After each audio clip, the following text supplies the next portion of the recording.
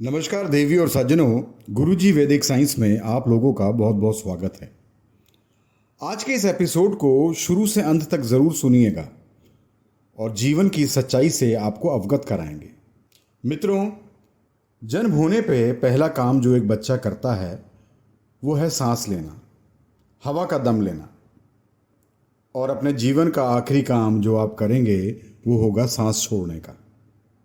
आप सांस छोड़ेंगे और फिर अगर आप अगली सांस नहीं ले पाएंगे तो आप मृत्यु को प्राप्त हो जाएंगे। मृत्यु एक बहुत ही मूल पहलू है, क्योंकि अगर कोई छोटी सी बात भी हो जाती है तो कल सुबह शायद आप ना हो। और कल सुबह ही क्यों, अभी ही कुछ छोटी सी बात हो जाए और अगले ही पल आप मृत्यु को प्राप्त हो जाते हैं। अगर आप अन्य जीवों की तरह होते तो हो सकता है कि आप इस बारे में कुछ ना सोचते, पर एक बार जब आपको मानवीय बुद्धि मिली है फिर आप अपने जीवन के ऐसे महत्वपूर्ण पहलू को अनदेखा नहीं कर सकते। आप इसे अनदेखा करते हुए ऐसा कैसे कह सकते हैं कि आप हमेशा इस धरती पर रहने वाले हैं। ये कैसी बात है कि लाखों साल रहने के बाद भी मनुष्य मृत्यु के बारे में कुछ नहीं जानता। वैसे तो जीवन के बारे में भी मनुष्य कुछ नहीं जानता। हम जीवन के झमेलों के बारे में ज़रूर जानते हैं, पर जीवन के बारे में हम कुछ नहीं जानते। मूल रूप से ये परिस्थितियां इसलिए आई हैं क्योंकि इस ब्रह्मांड में आप कौन हैं इसके बारे में आपने समझ खो दी है। हम जिस सौर प्रणाली में हैं वह अगर कल गायब हो जाए तो बाकी ब्रह्मांड को इसका पता भी नहीं चलेगा। ये सौर प्रणाली इतनी छोटी है, एक कण जितनी, और इस कण में हमारी धरती एक सूक्ष्म परमाणु जैसी है। आप कौन हैं इस ब्रह्मांड में, इसके बारे में समझ पूरी तरह आपने खो दी है। तो आपको ये क्यों लगता है कि आप जीवन या मृत्यु के बारे में आप सब कुछ जान पाएंगे। मित्रों, ये धारावाहिक आपको डराने या डिप्रेशन देने के लिए नहीं है। हम आपको जीवन का वो सत्य समझाने की कोशिश कर रहे हैं कि जिसमें आप लोगों के जीवन में क्या है जो आप भूल चुके हैं। उस माया रूपी मृग तृष्णा के पीछे जो है ही नहीं, अपनों को पीछे छोड़ते जा रहे हैं, अपनों के संबंधों का त्याग करते जा रहे हैं, भागते जा रहे हैं, फंसते जा रहे हैं उस जाल में जहाँ से निकलना बाद में असंभव हो जाएगा। और जब आप अंतिम सांस छोड़ेंगे तो आपको समझ में आएगा कि इस सुंदर धरती पे आकर आपने अपना जीवन व्यर्थ कर दिया, अपनों को पराया कर दिया, कि आज आपके साथ कोई खड़ा नहीं है। आज हम इस दुनिया की दौड़ में अपने बुजुर्गों द्वारा दिए हुए संस्कारों को भूलते जा रहे हैं और अपने आने वाली पीढ़ियों को भी यही सिखा रहे हैं। हम उनको ये नहीं सिखाते कि जितना आपके पास है उसी में खुश रहो, कर्म करो, दूसरों की मदद करो, अपनों का हाथ अपनों का साथ कभी मत छोड़ो और अपने प्रभु को मत भूलो, जिसने इस धरती पर हमें भेजा है एक सुंदर जीवन जीने के लिए। परंतु हम सब कुछ उनको उल्टा सिखा रहे हैं।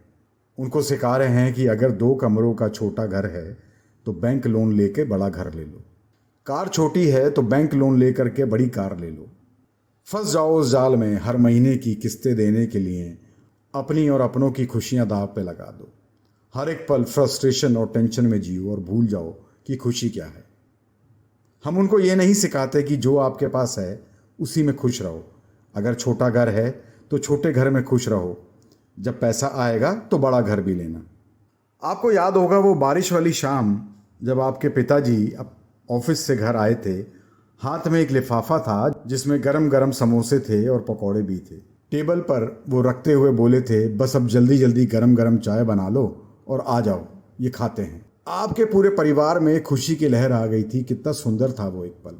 आप बताइए, आपके परिवार में ये छोटा सा पल, ये छोटी सी खुशी आपको कब महसूस हुई, याद कीजिए। बल्कि अब जब बारिश आती है तो आप सोचते हैं कि काश मेरे पास कार होती तो मैं लॉन्ग ड्राइव पे चला जाता। पर जो आपके पास है उसमें आप खुशियां नहीं ढूंढते। आप अपने बच्चों को भी गलत शिक्षा दे रहे हैं। आज आप अपने बच्चों से पूछिए कि भगवान श्री राम कौन है तो ठीक से जवाब दे नहीं पाएंगे। बल्कि उन बच्चों को आज के समय ये ज़रूर पता होगा कि मुसलमान कौन होते हैं और पाकिस्तान क्या है। बच्चों को भी मालूम कैसे होगा। याद कीजिए, आखिरी बार आप मंदिर उनके साथ कब गए थे? जब आपने नई कार खरीदी थी, उस कार की पूजा कराने के लिए, परमेश्वर का आशीर्वाद लेने नहीं। नई कार जब आपने ली थी वो आपको शुभ परिणाम और शुभ फल दे, इसलिए आप मंदिर गए थे। इसमें आपकी भी कोई गलती नहीं है। अगर आपकी भी कोई गलती है तो सिर्फ 25% है। 75% वो लोग हैं जो जो हमारे समाज को, हमारे परिवार को, हमारे बच्चों को गलत पाठ पढ़ा रहे हैं। वो है मीडिया, वो है फिल्में, वो है आज के धारावाहिक जो गलत शिक्षा दे रहे हैं हमारे समाज को, हमारे बच्चों को, हमारे परिवार को। बार बार ये दिखाया जाता है कि अगर आपका कोई सगा भाई है तो सिर्फ प्रॉपर्टी के लिए आपके साथ है। बार बार वो बता रहे हैं कि आपका भाई प्रॉपर्टी के लिए भी किसी हद तक जा सकता है। बहन भी जब तक आपके साथ है, जब तक उसे उम्मीद है कि प्रॉपर्टी में उसको कुछ मिलेगा। आपके मामा, चाचा आपके माँ बाप को सदा परेशान करते हैं। सास को बहू अच्छी नहीं लगती और बहू को सास अच्छी नहीं लगती। ये सब दिखा रहे हैं आज के धारावाहिक में, आज की फिल्मों में। रिश्तों की परिभाषा ही बदल के रख दी है।